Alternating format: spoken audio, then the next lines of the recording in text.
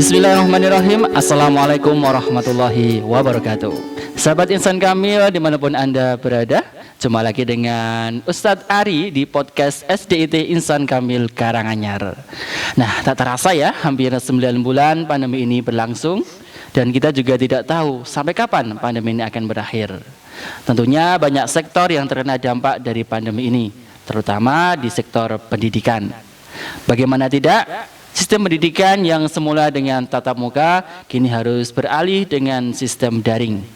Tentunya hal ini baru ya bagi dunia pendidikan, dan semua pihak tentunya perlu survive agar mampu beradaptasi dengan kondisi yang ada.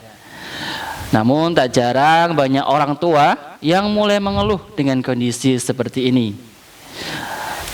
Bagaimana tidak? Selain mereka sibuk dengan dunia pekerjaannya, mereka harus dituntut untuk bisa menyampaikan materi dari guru kepada anak mereka di rumah. Tentunya banyak orang tua mengalami kesulitan. Oleh karenanya orang tua perlu adaptif dengan keadaan yang ada.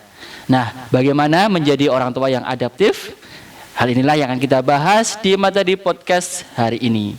Dan di tengah-tengah kita sudah hadir narasumber yang sudah tidak asing lagi ya, dan cukup ternama di Karanganyar.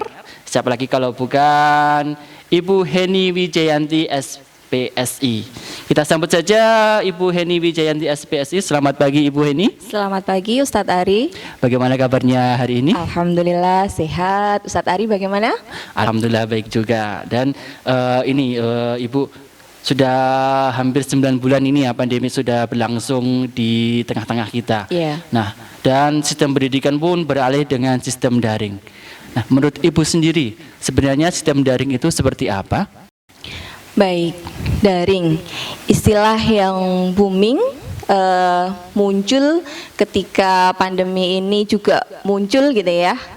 Dari singkatan dalam jaringan gitu ya.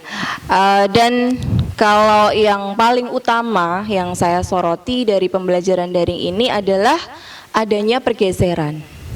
Pergeseran apa? Yang pertama adalah pergeseran tempat, gitu ya. Dimana ketika sebelum pandemi anak-anak kita belajar berangkat pagi ke sekolah sampai siang, bahkan mungkin sampai sore, bahkan mungkin ada yang menginap kalau sistemnya boarding atau pondok. Begitu, sekarang dengan adanya daring ini tempat belajar mereka berpindah ke rumah masing-masing.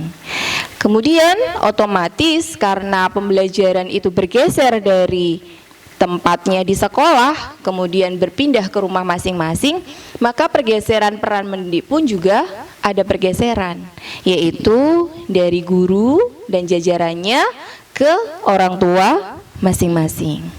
Nah, disinilah mulai muncul banyak permasalahan. Ketika apa? Ketika banyak dari orang tua tidak semuanya itu pernah mempelajari dasar-dasar bagaimana memberikan pembelajaran ataupun pendidikan pada anak. Ya kan Ustadz? Iya. Jadi kan orang tua kan tidak semuanya itu mereka dulu kuliahnya mengambil jurusan pendidikan gitu ya. Ada yang mungkin salah satu dari orang tuanya itu berprofesi sebagai pendidik. Itu alhamdulillah bonus gitu ya. Tapi kalau dua-duanya mungkin yang satu berprofesi sebagai nakes, kemudian yang satu berprofesi sebagai insinyur, lah mungkin itu sangat ibaratnya mungkin sangat memusingkan ketika pembelajaran daring ini kemudian diberlakukan. Sementara kita tidak tahu kapan pandemi ini akan berakhir gitu ya. Jadi mungkin ini sudah 9 bulan, jadi saya pikir semua pihak sudah sampai pada titik jenuhnya gitu ya. Jadi mungkin baik bagi guru, bagi siswa, bagi orang tua juga gitu ya. Jadi karena mungkin banyak di antara orang tua lupa gitu ya, bahwa ketika kita mengalami pembelajaran daring ini atau menjalani pembelajaran daring ini, maka otomatis mungkin pencapaian target-target akademis tidak akan sama ketika kita melakukan pembelajaran secara normal. Ya, mungkin ini ya jadi masalah bagi orang tua ya terkait pencapaian anak. Mungkin mereka masih beranggapan bahwa untuk sistem daring ini pencapaiannya harus sama dengan ketika mereka belajar normal. Yeah. Itu bagaimana ini, Bu? Iya, baik. Jadi kembali lagi ya bahwa kebanyakan dari orang tua mungkin selama ini berpikiran bahwa mereka menumpukan gitu ya atau membebankan pendidikan ataupun pembelajaran anak-anak itu di sekolah gitu ya, sehingga ketika mereka harus mempelajari sendiri gitu ya, anak-anak mereka di rumah akan merasa kebingungan gitu ya. Idealnya setiap orang tua itu harus mempunyai blueprint atau cetak biru atau namanya platform gitu ya. Blueprint tentang apa? Yaitu blueprint tentang akan seperti apa pendidikan yang akan diberikan kepada anak-anak mereka. Jadi idealnya setiap orang tua harus mempunyai blueprint terlebih dahulu bagaimana pendidikan anaknya kelak.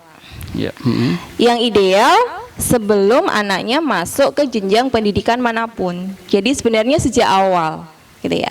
Lalu bagaimana kalau sudah kejadian seperti ini gitu ya, karena saya yakin banyak di antara orang tua mungkin tidak terfikir sampai ke sana gitu ya, ataupun mungkin ada yang terfikir tapi mungkin juga tidak sempat gitu ya.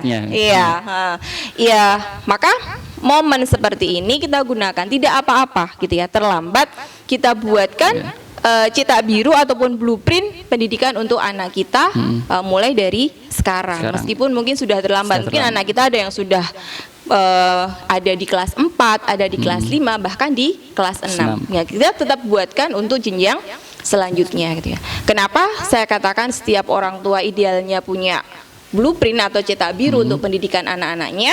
Ya, untuk mengantisipasi keadaan-keadaan seperti ini. Gitu ya. Sebenarnya orang tua itu kan ketika memilih sekolah untuk anak-anaknya itu adalah sebagai partner, gitu ya. Partner apa? Partner untuk mendidik anak-anak mereka, gitu ya. Lah, akan dibawa kemana? Akan dijadikan seperti apa? Itu kan orang tua, iya kan? Haknya orang tua, gitu ya.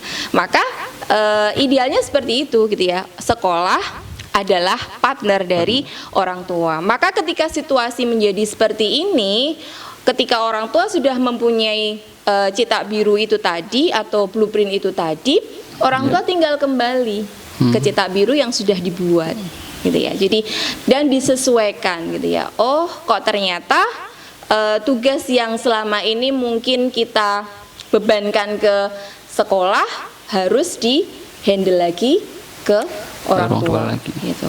Berarti sebenarnya pandemik ini sangat bagus sekali ya bagi orang tua yang sudah menanamkan atau sudah membuat blueprint bagi anak bagaimana pendidikan ke depannya. Nah, mungkin yang jadi masalah karena ini masanya pandemik, mereka belum siap dengan pendidikan yang biasanya mereka mendapatkan partner dari sekolah. Nah, bagaimana ini adaptasi dari orang tua terkait pendidikan di masa pandemik ini?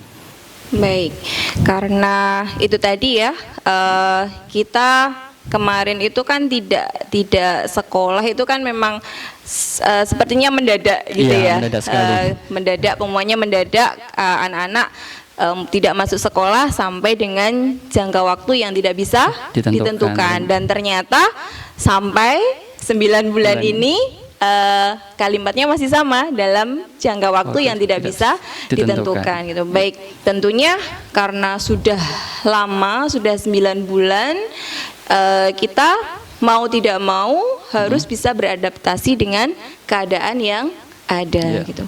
Baik, mungkin sebagian dari orang tua memang belum mempunyai blueprint atau cetak biru tentang pendidikan anak-anaknya, ya. Jadi mungkin adaptasi yang bisa dilakukan secara mudah. Kalau membuat blueprint kan perlu melibatkan anggota keluarga yang lain, terutama pasangan gitu ya, baik suami atau istri gitu ya. Kemudian anak-anak yang sudah besar juga bisa dilibatkan.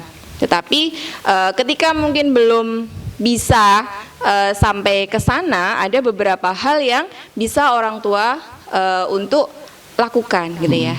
Yang pertama apa? Yang pertama adalah penerimaan gitu ya. Penerimaan orang tua dan anak terhadap pendidikan yang berbeda dari normalnya. Itu penting gitu ya.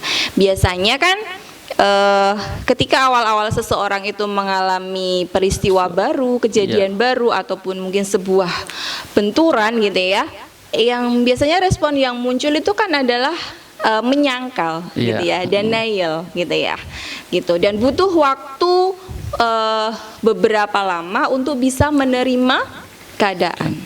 Padahal ketika kita berada dalam waktu yang lama dalam masa menyangkal itu, kita tidak akan bisa berbuat apa-apa gitu ya. Karena kan kalau dalam masa menyangkal kita kan berpikirnya ini cuma sebentar kok, paling sebentar lagi juga sekolah masuk gitu ya. Jadi mungkin aku nggak perlu repot-repot untuk mungkin menyiapkan itu tadi ya, menyiapkan cetak biru bagi anak-anak gitu ya.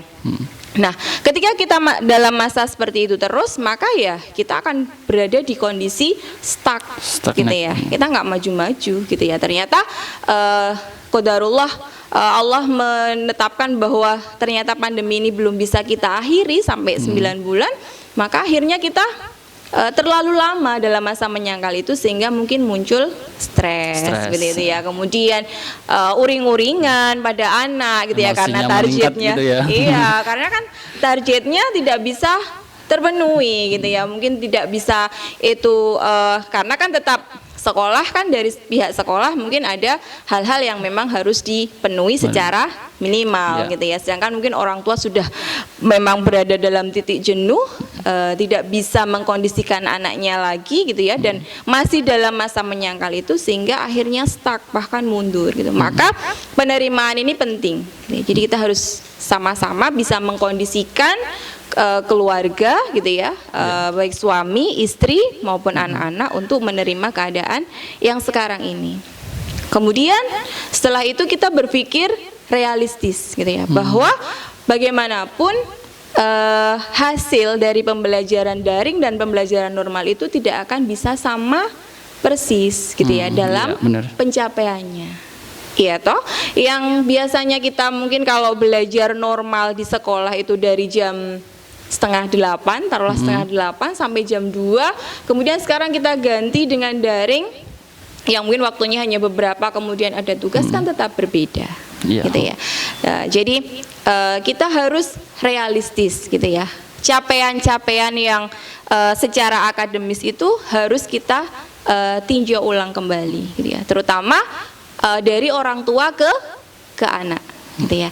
Kalau dari guru itu biasanya lebih memaklumi gitu ya, karena mungkin guru juga lebih tahu gitu kan ya, ada celah-celah seperti ini gitu ya, dan apa mungkin kemampuan dasar yang harus dimiliki oleh anak gitu ya. Sedangkan kalau orang tua kan mungkin dia gitu dia kan mereka kan taunya itu mungkin dari buku tuh seperti ini gitu ya.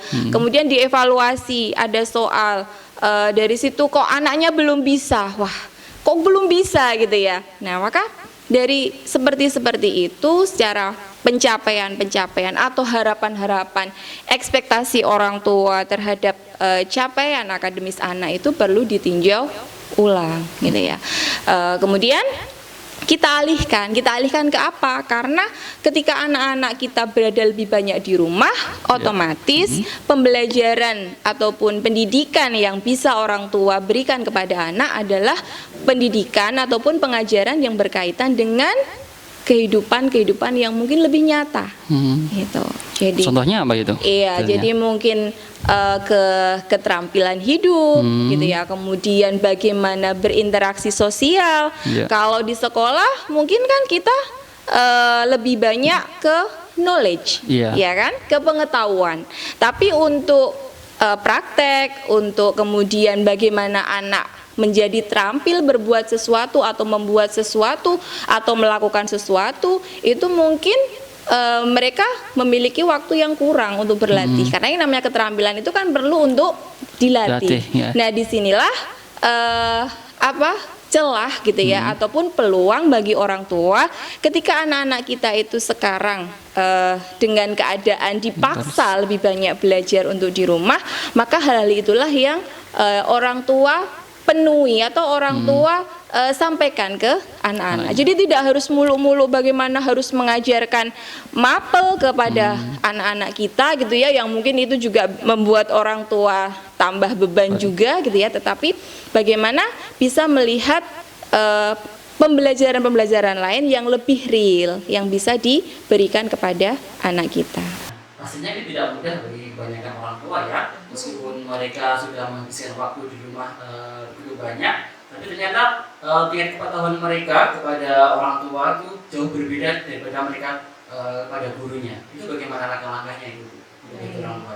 Ya, ini tantangan paling berat menjadi orang tua adalah mendidik anak mereka sendiri gitu ya. Sama mungkin Ustadz Ari dan teman-teman pun ketika sudah menghadapi anak sendiri kadang juga berbeda gitu ya ketika menghadapi murid-muridnya seperti itu. Baik, tetapi sulit bukan berarti tidak bisa gitu ya. Jadi barangkali ada beberapa hal yang bisa saya sampaikan agar bagaimana hubungan orang tua dan anak terutama dalam mendidik atau mengajarkan itu nanti bisa berjalan dengan lancar gitu ya.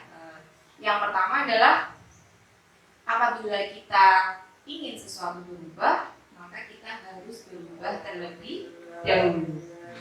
Jadi bagaimana kalau kita menginginkan anak kita berubah, mau tidak mau orang tua yang pertama harus berubah gitu ya. Berubah dalam hal apa?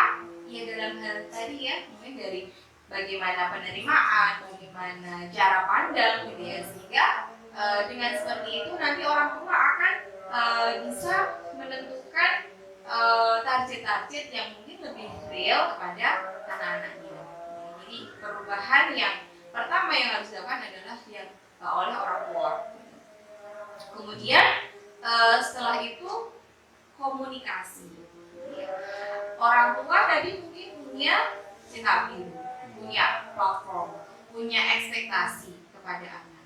Sampaikan kepada anak, komunikasikan kepada anak mereka, komunikasikan kepada anak-anak. Karena kalau tidak dikomunikasikan, anak-anak tidak bisa atau tidak mengetahui sebenarnya harapan orang tua terhadap mereka itu apa. Terkadang mungkin kebanyakan dari orang tua itu langsung gitu ya, mungkin langsung menyuruh, kemudian langsung memerintah atau langsung memberikan apa ya, berarti mungkin memberikan tugas dan sebagainya tanpa dikomunikasikan terlebih dahulu kepada anak gitu. Sehingga respon yang muncul adalah anak pertama biasanya menolak gitu ya. Jadi apa yang dimaui orang tua itu ditolak oleh anak.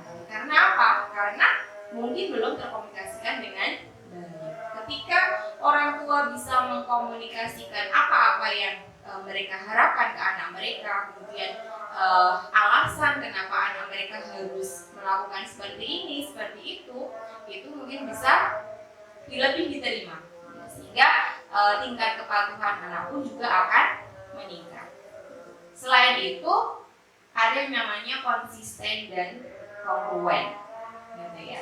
Kalau selama ini mungkin kita sudah sering mendengar istilah konsisten, gitu ya, dalam pendidikan ataupun pengasuhan anak. Dimana ketika kita sudah mengatakan A, berarti ya A, gitu ya. Meskipun ada fleksibilitas, tetapi tidak apa ya, tidak menyalahi konsisten tersebut, gitu ya. Kemudian jadi konsisten itu bisa kita istilahkan juga atau kita bisa definisikan juga sebagai fokus dan teguh terhadap tujuan.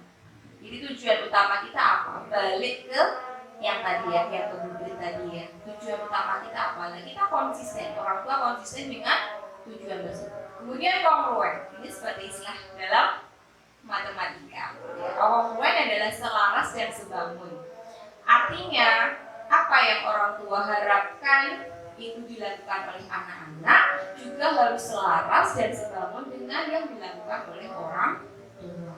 Atau dengan istilah yang lebih mudah, orang tua itu menjadi contoh terlebih dahulu. Kalau orang tua menghendaki anaknya tepat waktu dalam beribadah, mungkin sholat gitu ya, sholat lima waktu, maka contohkanlah terlebih dahulu seperti itu. Jadi kompromi harus selaras. Beda kalau ketika orang tua mengatakan A untuk anaknya, tapi beliau sendiri mungkin masih melaksanakan yang B gitu ya, terang saja anak pasti akan menolak gitu ya. Dan yang selanjutnya adalah sabar gitu ya. Nah ini mungkin yang kebanyakan orang ya luar biasa. Ya, sabar kadang mungkin sampai ada yang gimana yang jualan sabar gitu ya. Karena mungkin sudah merasa kehabisan stok sabar. Sabar di sini bukan berarti kita tidak hanya marah-marah, menahan marah saja, menahan marah, menahan amarah kita kepada anak-anak kita. Tapi sabar di sini adalah bagaimana kita tidak tergesa-gesa dalam menjalani proses pendidikan anak kita itu punya masanya. Kadang orang tua itu tergesa-gesa. Kok anakku belum bisa ini, gitu ya. Sedangkan yang itu seusianya sudah bisa. Padahal mungkin dia anaknya akan bisa memiliki kemampuan itu beberapa hari lagi, gitu ya. Tetapi karena itu tadi mungkin dibandingkan dengan seusianya, kemudian tergesa-gesa, gitu ya, tidak sabar dalam menemani gitu ya, atau menunggu proses pendidikan si anak, maka itu tadi mungkin keluarnya malah menjadi marah-marah, kemudian membanding-bandingkan anaknya sendiri dengan orang lain seperti itu. Dan yang kemudian adalah kasih sayang. Jadi bagaimana mendidik dan mengasuh itu tidak bisa kita lepaskan dari kasih sayang gitu. Jadi kalau biasanya kalau orang sudah stres gitu ya, sudah nggak tahu nih sudah harus ngapain lagi, itu kan yang keluar akhirnya hanya emosi negatif saja. Padahal yang namanya emosi itu menular. Kalau orang tuanya emosi negatif, maka anaknya juga akan berespon dengan emosi negatif. Maka didiklah putra putri kita, anak-anak kita itu dengan kasih sayang gitu ya. Jadi stok kasih sayang dan kesabaran kita itu tidak boleh habis. Jadi kuncinya agar orang tua bisa adaptif dengan kondisi pandemi ini, di antaranya adalah yang pertama, orang tua harus berubah dulu, ya. Berubah terutama dalam pemikiran yang semulanya pemikirannya adalah tatap muka, berubah dengan sistem daring. Jadi orang tua harus berpikir bahwa daring itu tidak sama dengan tatap muka. Kemudian orang tua juga harus menjalin komunikasi dengan anak. Kemudian yang ketiga, orang tua harus konsisten dengan pembelajaran anak, bagaimana untuk bisa mencapai tujuannya, harus teguh dan fokus dalam memberikan pendidikan kepada anak. Selanjutnya orang tua harus sabar, jangan tergesa-gesa, tidak perlu marah-marah, karena untuk menjalani proses pendidikan anak itu tidak mudah. Kemudian yang terakhir, ketika memberikan pendidikan harus dengan kasih sayang. Gitu Ibu Eni? Iya, lebih seperti itu.